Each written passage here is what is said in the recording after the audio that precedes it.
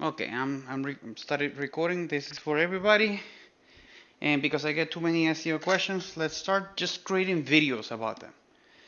So the question from today is about I ended up indexing my site on the Google Sitemap on the Search Console, and there's two things that happen. One, when I indexed the sitemap, it gave me couldn't fetch for some of the files, and the other one is there's some that say success, but still don't show on the search results. Is that correct? Those are the questions, right? Stephanie?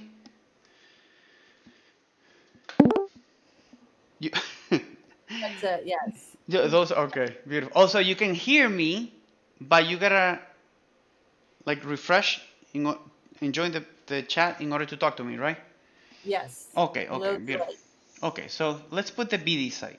This is a BD site. It could be a WordPress site. It could be a Wix site. It could be whatever site you want. This is a rule that applies for all of them.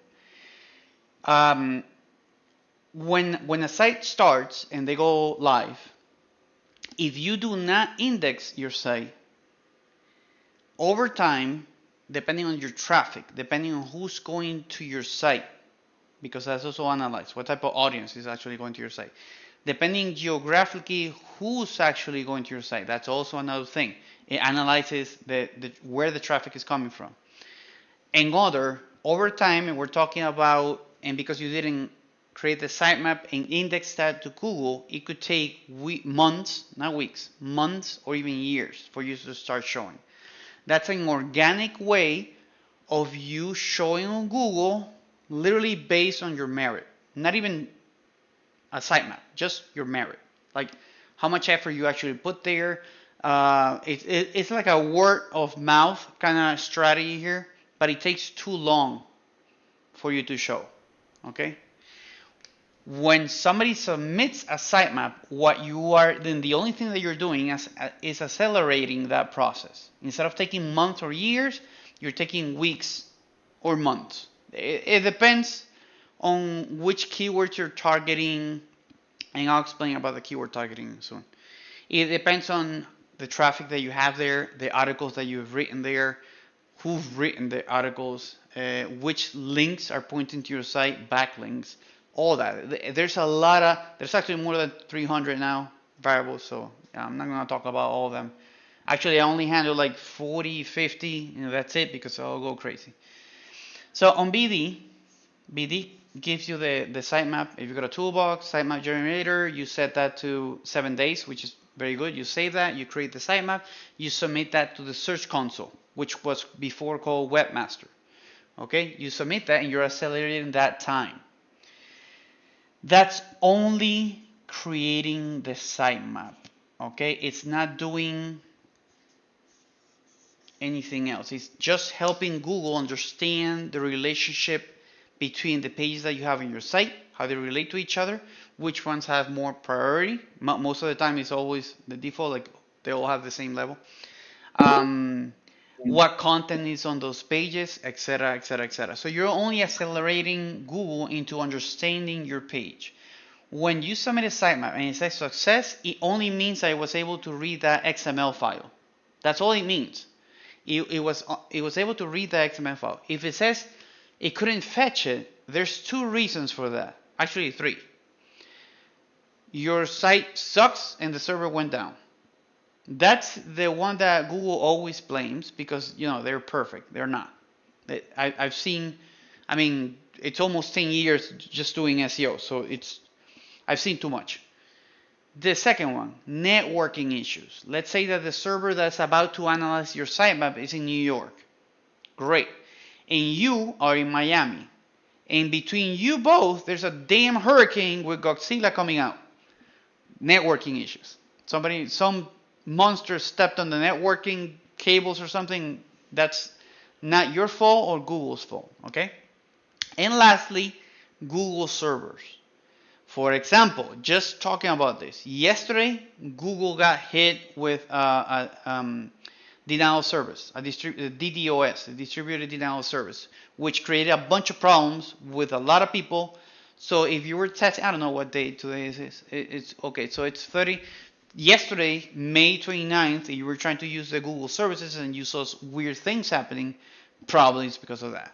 Okay, the specific server that you were connecting to was being hit and attacked. So it's any of the three. It could be Google, it could be you, it could be the network between both. It does not mean that Google will not fetch this again. They do periodically check that same sitemap in case you change it, and they assume that you're updating the sitemap. That's why BD offers you the ability to update the sitemap every 7 days. I forgot if it was every 2 weeks or every month, something like that. But I know there's two options that you can set there. It depends on how much you change per week or per month. Is how you set that sitemap. There's no bad timing there. So if you change your site once a month, but you set it as a week, don't worry, nothing bad's gonna happen. If however you have activity every day and every week there's a lot of things that change, and then you set the sitemap to a month, you're missing out all that content that could have been already shown the search results. Okay, even more so, if your if your site has an eat factor. Okay, if your site has an eat factor, or what they're calling now eat factor, then even more so you gotta submit that sitemap in a shorter period of time. So the 7 weeks is more than enough. For the ones that don't know what the hell this is trustworthiness, authority, expertise, experience, excellent. Oh my God. So basically, it's a human way. And for me to explain how we got here, I gotta go back to 2009, 2011, and before that time. And Stephanie, I'm gonna repeat the tomato thing again. I don't know if that's a good Okay. thing to repeat in a video, It's but okay. okay. But I'm guessing, yeah. I mean, if you were searching on Google at that time, that means that you're an adult right now. So again, I was helping a friend from the university. We were researching how to plant tomatoes. You need to understand this. At that moment, you had Yahoo, AltaVista. You had I forgot the name of the other ones. The crawling something. You had Google. You had a bunch of them. Even Microsoft had its own like a weird. It wasn't Bing or something like that. And we were searching on Google about how to plant tomatoes, especially the distance between the tomato seeds and the sizing, because we were using something. What was the name of the thing that you call it? That I call barbacoa in my country, The which is potty plants, the potty plant, but it's a rectangular long greenhouses, one. Yeah, like a pot. Yeah. exactly, like a pot, but a rectangular long one that's this deep, more or less. And we were searching for how to plant tomatoes, and we ended up, I forgot the question that we put on Google, but we got a result. We got a couple of results on the first page about see how this woman uses tomatoes or something along the lines of that. And we were assuming if we're searching for how to plant tomatoes, especially the distance and all that, we would get to a page about that. When we clicked on it, we actually ended up on a porn site about a lady using a tomato. And you know what I mean when they're using a tomato. So this is one example of millions of problems that Google was having before 2009. What was happening before 2009? Well, the idea of giving priority and giving more heavy points to the meta title, meta description, the meta keywords, and actually there's others. It's just that they diversify into what's called the open graph, which is something that social media uses right now. But the main three: meta keywords, meta description, meta keywords, title, description, keywords. And in those cases, uh, Google would assume that you will put all your information there neatly and blah blah blah.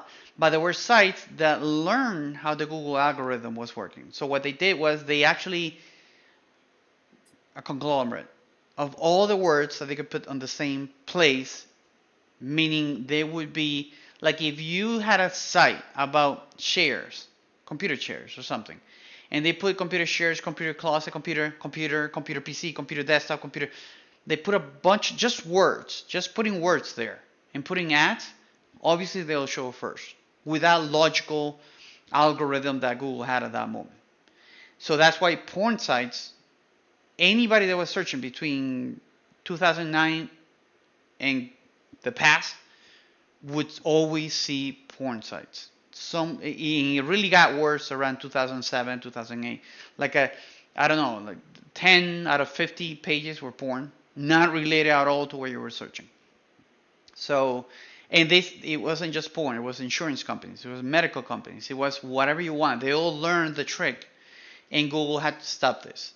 So the trick was, we're not giving heavy points to any of the meta keywords now. We're going to start thinking what the user wants from your site and how you relate to that search.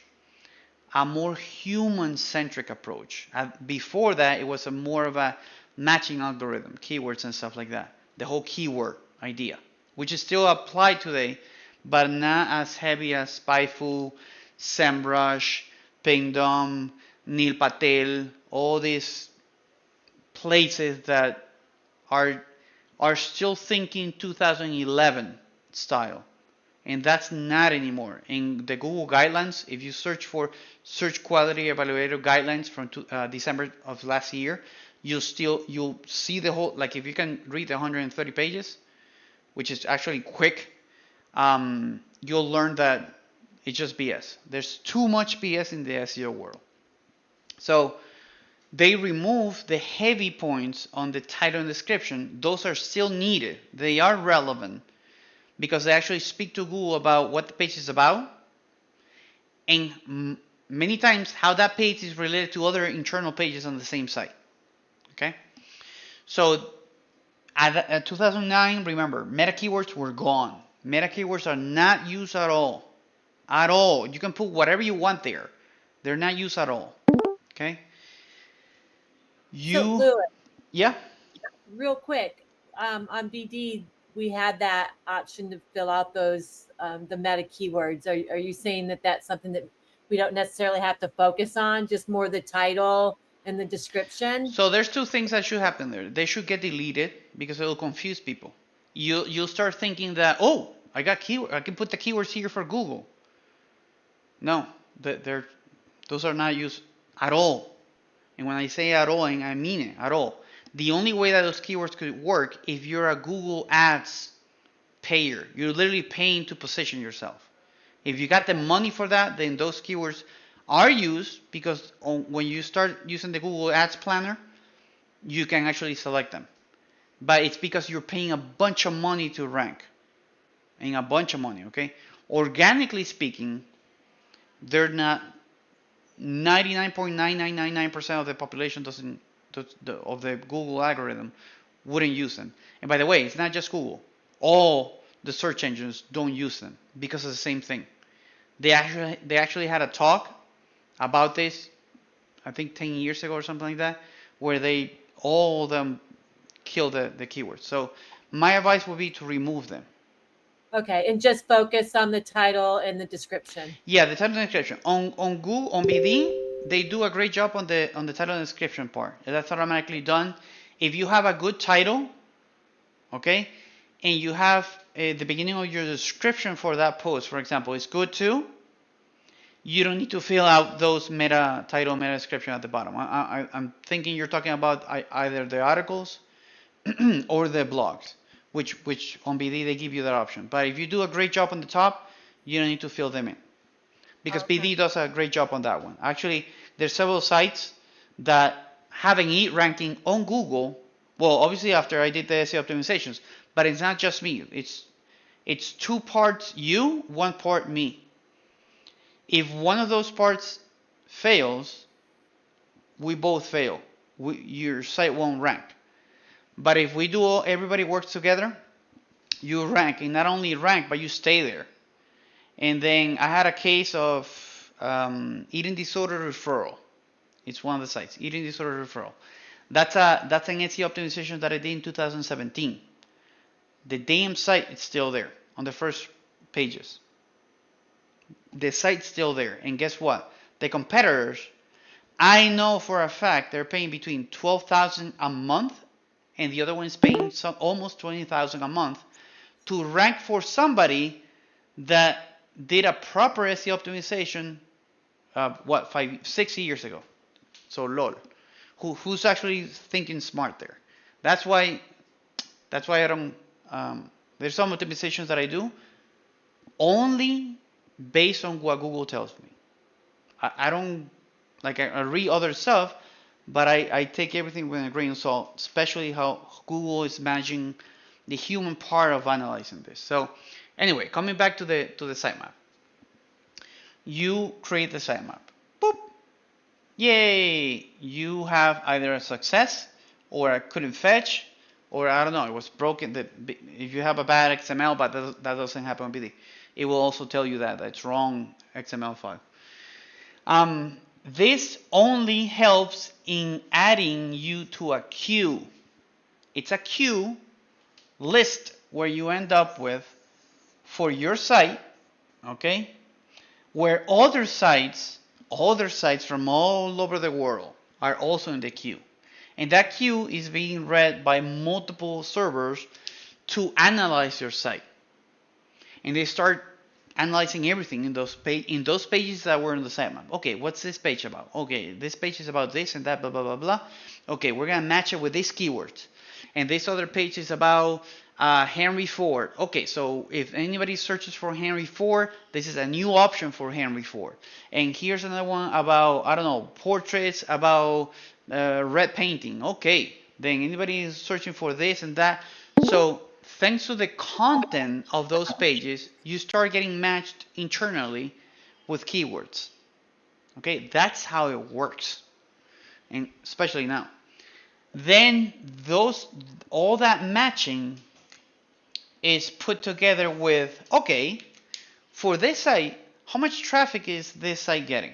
Is this site new? Which topics are they talking about? And by the way, those topics get compared to the other pages that you have on the site, so it gives them a better idea about in what areas do you have an expertise, in what areas do you have authority, in what areas can we, Google, trust you. I always mention one specific case because I saw the site start from scratch, which is Small Net Builder. Small Net Builder, which is not very active anymore, but it's still one of the top sites that you go for home networking. It's a site that started to compare routers, okay, and mesh routers, one that I have, and switches, and hubs, okay, and all the devices. I also specialize in networking, so blah, blah, blah. But they saved me time because they did the benchmark for those devices with heavy walls or different type of walls or things that would block the signals, or the signal strength, or the security for that signal, etc., etc. It saved me time, and literally I bought all my devices thanks to a Small Net Builder, because it saved me a bunch of time and wasting money too on benchmarking the routers. And now I got my Orbi there, and the house is great, perfect, everything, and that was thanks to them. So I was a loyal traffic generator to that site because that site brought me something that I wanted to read, I wanted to learn from. And that's a site that grew from a single guy to a huge community of people that work in networking, especially home networking, okay? But it also applies to businesses. And that site earned its own expertise through that guy that wrote great articles. And they are in authority. Currently, they're still in authority. And can Google trust them? Hell yeah. Hell yeah, because if you type some router that Small Net Builder has benchmarked, most likely you will see Small Net Builder in the first page. Something happened to Small Net Builder, I wouldn't know. We're talking years ago, and still the site is showing, but we're talking years ago that the writer stopped. I mean, I hope he's fine and all that. But it started to go down. And there's a new site called Duan Knows or John Knows, or I don't know the name of the guy, Knows. He's a blogger. He's doing the same thing, but because of his great articles, he started to earn this an EAT factor. The moment that your site earns an EAT level or an EAT factor, life is going to be super easy for you to rank. And there's a particular site on BD that, for example, they had an EAT factor, and one of the articles that they wrote, it showed on Google 15 minutes later. Because when you have an E factor, this is no longer relevant.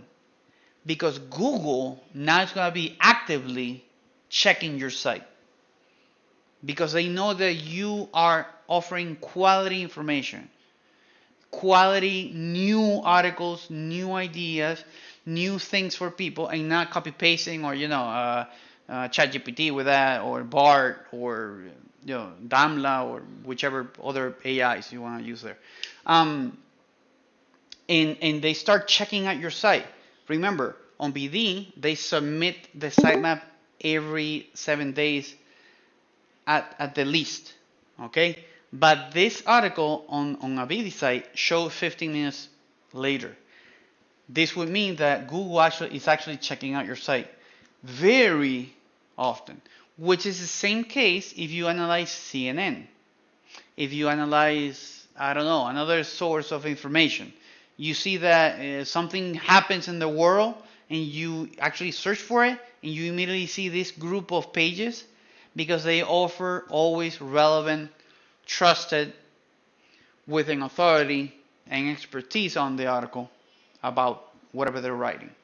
So that's why this is super important. Once you get there, you're good to go. You're golden. So again, you submit the sitemap. The sitemap asks you to a queue. On that queue, you get analyzed by a bunch of factors.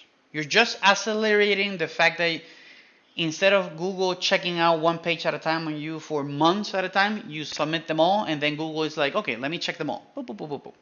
Okay, remember, if it doesn't fetch it, don't worry. You got next week for that.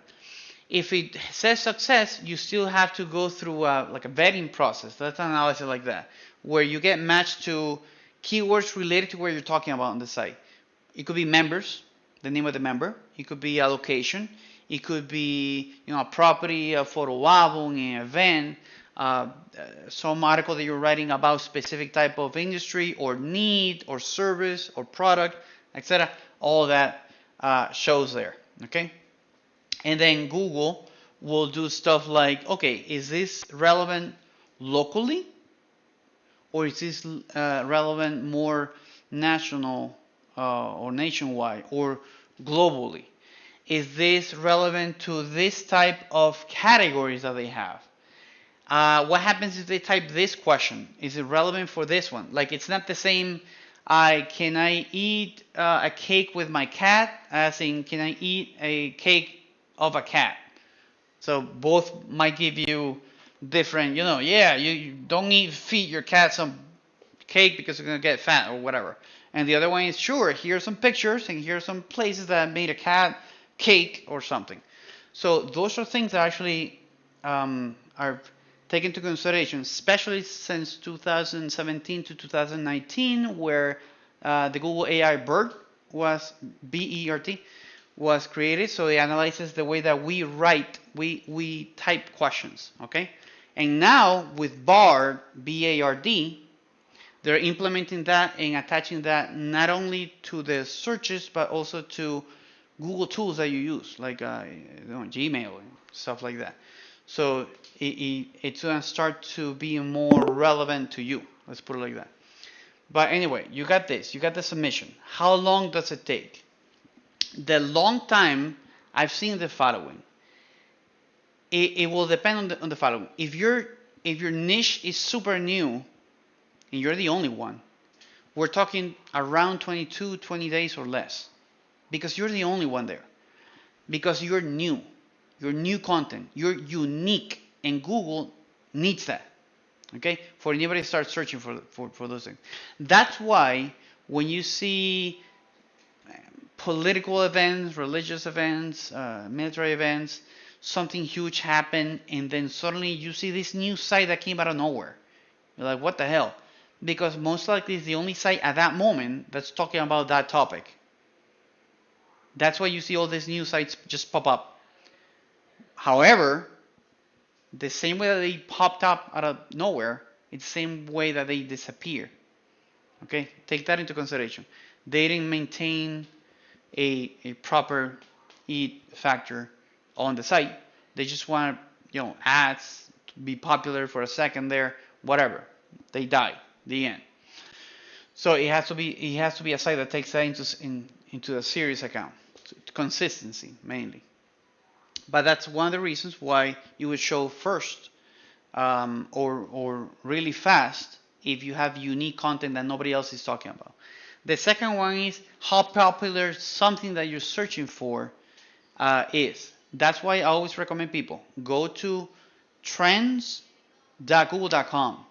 It's free. You don't have to pay SpyFu. You don't have to pay SEMrush. You don't have to pay Neil Patel. You don't have to pay all these companies that I don't trust anymore. What was And that? What was that again? trends.google.com. So trends.google.com tells you free how often a keyword, even a phrase, is searched compared to another one. And this is a great way because here's the thing. By the way, there's like a bunch of SEO videos that we gotta create too. I have a list. It's just let's just do this first one. It's because this topic is about to get really long, and I don't want to waste time there. Um, you you type a keyword, okay? Actually, you got a SEMrush, SpyFu, and a bunch of Pingdom, whichever you're paying for them to tell you. They tell you which keywords you're supposed to be matching with. So SEMrush tells you, hey, these are the keywords that you're supposed to be using on your site. Supposed to be using on your site. So you can't even confirm if I need to use them. And then you gotta pay them to know, okay, which ones are more relevant locally, nationwide, globally for this type of categories that I'm attacking or assigning myself or the site to. No, go to trends.google.com. You start putting each of those keywords, and you start seeing which ones are more searched. And you're gonna learn three things. You're gonna learn which keywords are searched the most out of that conglomerate of just spew out keywords that some company gave you. Okay? That doesn't actually really help you. So you're gonna learn which ones are heavier there. But you're also gonna learn which ones get searched more in specific geographical areas, which is very important for several of the video owners that I've helped with. Because with that, they know, my site is local. So I need to use these keywords because I can see live that those keywords are being used a lot by my community. So it saves you from literally going door by door and saying, hey, what are your searches when you think about these keywords? So you save that there. But also you save another one. When you're supposed to be launching those keywords or articles with those keywords or even a Google ad. What the hell do you mean? Here's the thing. One of the sites on BD, it's a tax related site. So they wanted to know, and they were about to pay a bunch of money just to know that, when they're what specific days they're supposed to be doing tax ads on their site. Trends. You put the specific keywords that you want, and it literally tells you during the year or even a month when those keywords are searched the most in a specific local place.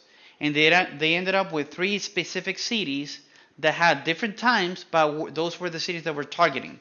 And that saved them, I don't know how much money, but it saved them to know when they're supposed to be putting those ads, promoting the site in regards to that in social media, using specific articles on those specific moments, days before it happened, and that basically boosted their site something around 400, 500% of the traffic.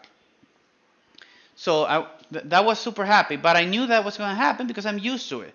If you follow the tools and you use the tools that Google gives you, it's very difficult for you to not be successful. By the way, which would include you actually doing your homework, because I've also seen a lot of video owners, WordPress owners, Wix owners that they're like, okay, I got my site ready.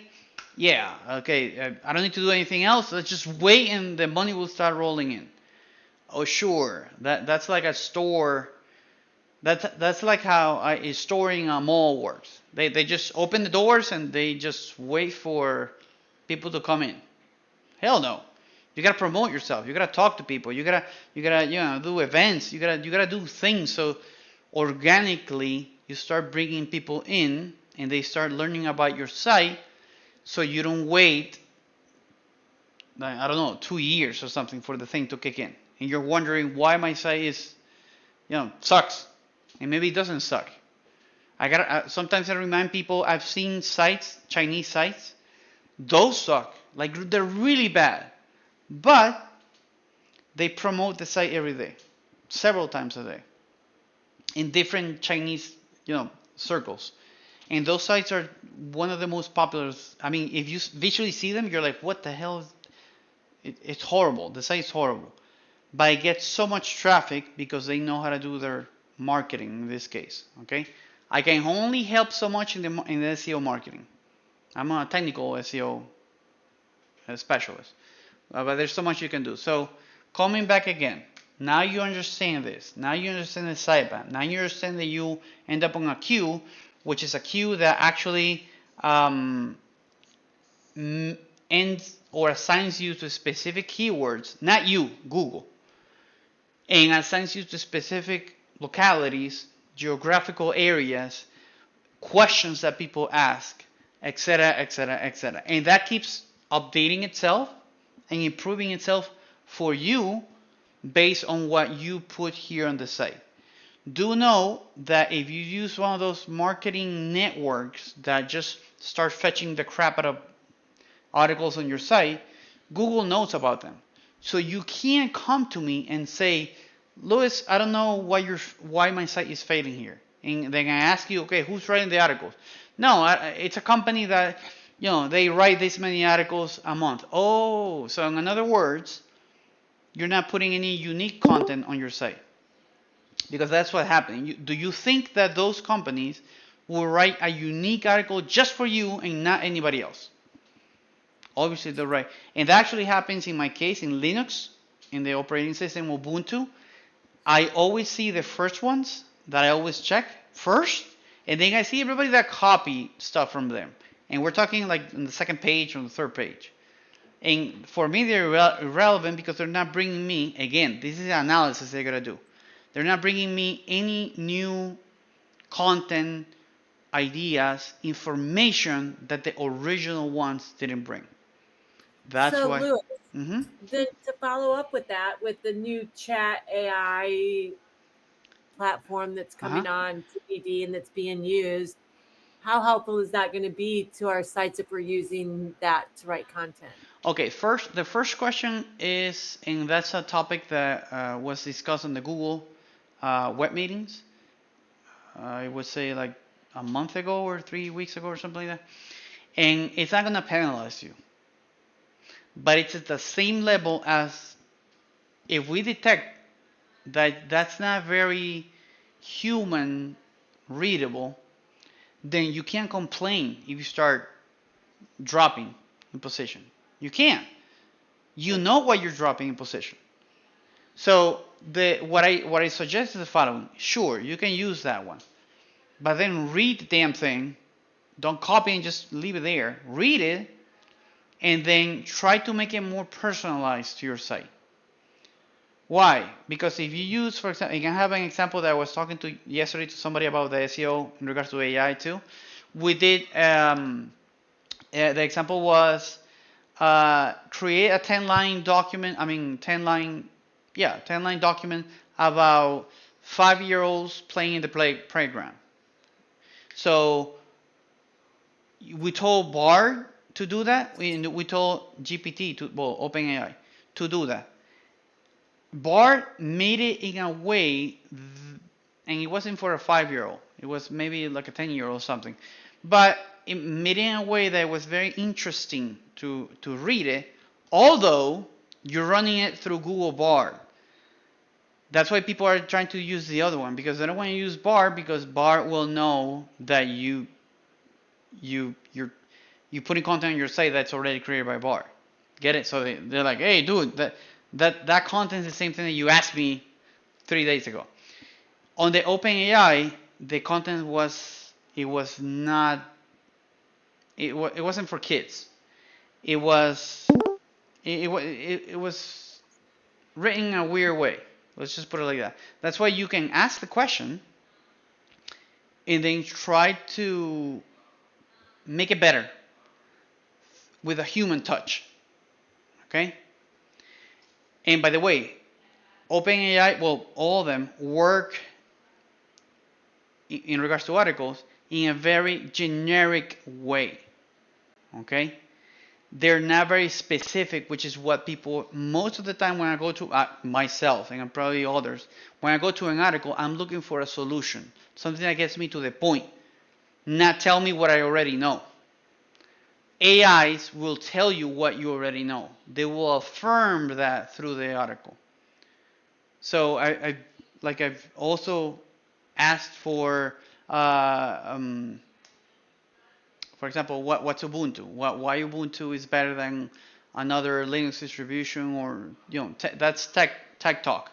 And the garbage that it gave me, I'm like, dude, I wouldn't finish reading that if you paid me, because you're just telling me what I already know, which is the basics.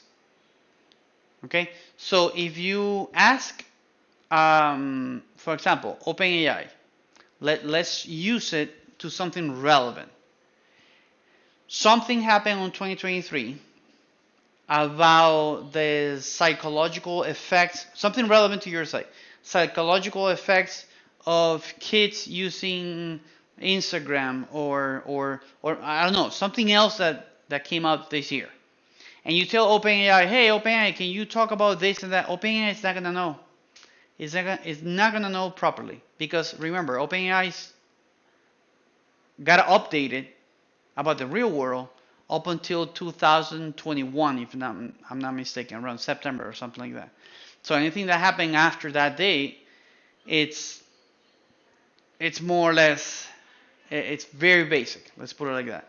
So if you were to ask it for something that's happening right now, it either would tell you, no, I don't know anything about that, or it will be very general.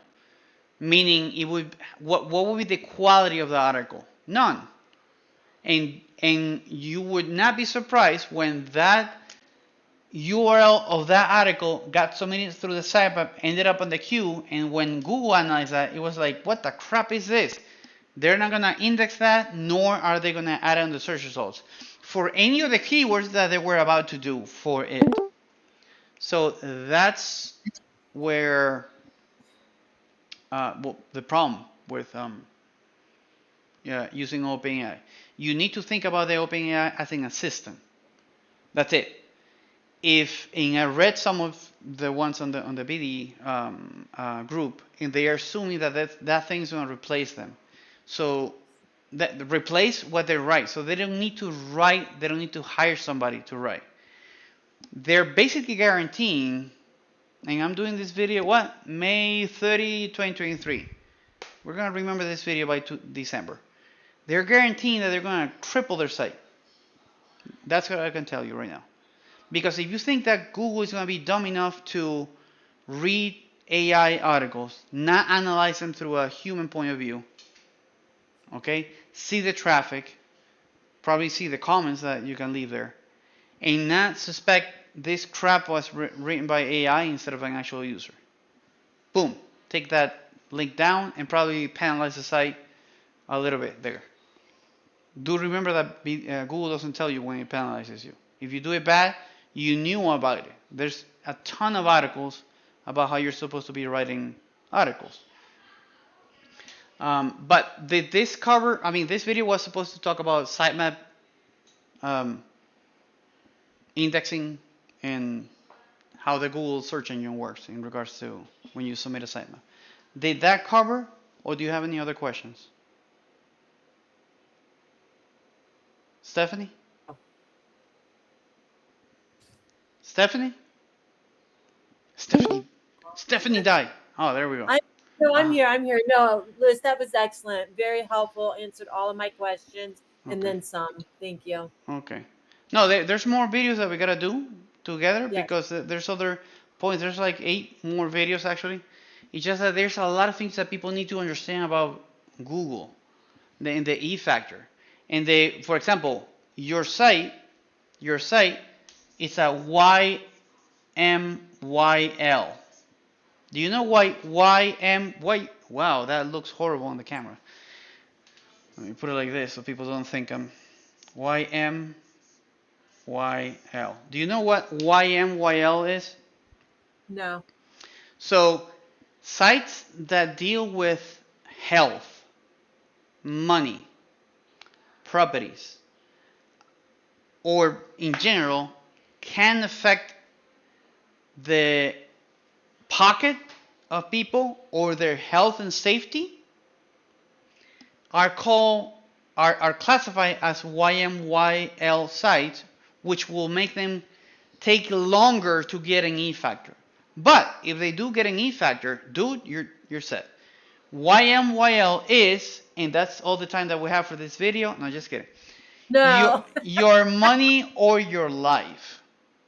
Your money or your life. This was done to attack scam sites. Okay, that's why it's hard to see scam sites on they gotta hide the whole thing, or Ponzi scheme or all those. But if your site is about health, your site is about banks, Wall Street, crypto, stuff like that, immediately you end up in the YMYL immediately, and they have a specific rules for those sites. That's where the search quality evaluator guidelines come in, because the search quality evaluator guidelines for Google staff are there for them to determine if you can get an E factor, if you YMYL or not. They actually go to sites, people, real people. They go to your site and they start checking a bunch of things on your site. Okay? This takes months because it's real people going to sites. Apart from the AI that's checking your site, apart from the bots. By the way, the robots that do the sitemap generation and all that, that's apart from the AI. They work independently. Okay? They do share some stuff, but they work independently. And on top of that, you got Google staff people going to your site and checking that out too. Okay? And they also check your traffic. They check where people are coming from. They check etc. etc. etc. etc. Okay? All those stuff. So it's a YMYL site. And your site, if you offer counseling, if you offer psychological services, if you offer stuff like that, you immediately fall here. Now, if it's a directory, it's shady. Not in a bad way. I mean, it might not fall here. Like, you're in the gray area there. So you might not fall here because if it's a directory that's just creating a list, it's like a yellow pages. Okay, so that wouldn't drop you here. But if the site offers products, take this pill twice a day. Voila, you're here immediately. Buy 2 cryptos and we'll give you 1 panda. Wow, you're there already. Okay, so that's stuff that we gotta cover there, and there's more, but we can talk about those. I mean, it's better if we talk about this because you have questions and stuff like that. No, So, this is excellent. I mhm. appreciate it. A whole Okay. bunch. Okay, let me stop the video and that's it.